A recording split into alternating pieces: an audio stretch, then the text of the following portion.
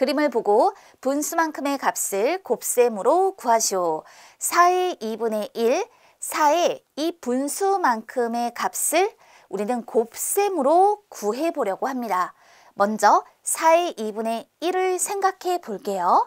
여기서 4의 2분의 1이라고 했으니 4를 똑같이 둘로 나눈 것 중 하나만큼, 즉 4의 2분의 1만큼은 2로 표현이 될 거예요. 4를 2로 나눈 것 중의 한 개, 이렇게 해석해 볼 수 있죠. 4의 2분의 1입니다. 그러면 동그라미의 a분의 1, 이것은 동그라미 곱하기 a분의 b와 같으니까 4의 2분의 1이라고 한다면 이것은 4 곱하기 2분의 1 이렇게 표현을 할 수 있게 되는데요. 4의 2분의 1만큼이 2예요. 그럼 2라는 값을 우리 어떻게 구해낼 수 있을까? 이럴 때 자연수사는 분모가 1인 분수로 표현하여 1분의 4로 나타내고 여기에다가 2분의 1을 곱한다. 분모는 분모끼리 곱하고 분자는 분자끼리 곱해주는데 약분이 되면 약분을 해보세요. 그랬더니 1분의 2로 2와 같습니다 라고 답할 수 있죠. 이와 같이 곱셈으로 구할 수가 있는 거예요. 또 3분의 1에 2분의 1을 구해보도록 하겠습니다. 그러면 주어진 1이 있습니다. 전체가 1이에요. 1을 똑같이 3으로 나눈 것 중 하나만큼이 3분의 1이죠. 그런데 그 3분의 1에 2분의 1이라고 했으니까 3분의 1을 똑같이 둘로 나눈 것 중 바로 요 하나만큼인데, 그런데 이만큼은요 3분의 1의 2분의 1만큼이면서 전체 1을 놓고 보았을 때는 얼마만큼에 해당이 되는 것일까요?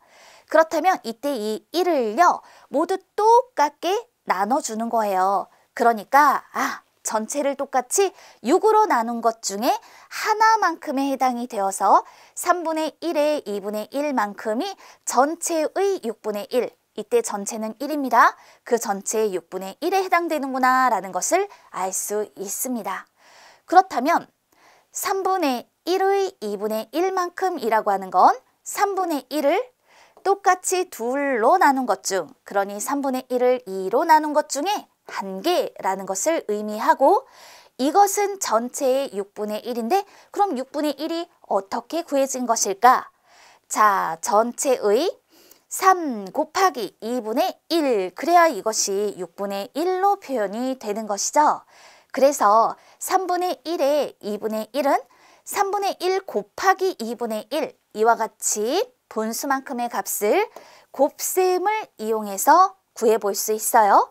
분모는 분모끼리 곱해요. 3 곱하기 2분의 분자끼리 곱은 1이죠. 따라서 이것이 6분의 1과 같습니다 라고 표현할 수 있습니다. 하나 더 만나볼까요? 2분의 1에 4분의 3이에요. 그러면 주어진 전체 1이 있어요. 이것을 똑같이 둘로 나눈 것 중 하나만큼이 2분의 1이죠. 그런데 그 2분의 1에 4분의 3만큼이라고 했으니까 2분의 1을 똑같이 4로 나눈 것 중 3만큼, 바로 이것이 2분의 1에 4분의 3만큼에 해당이 되는 거예요.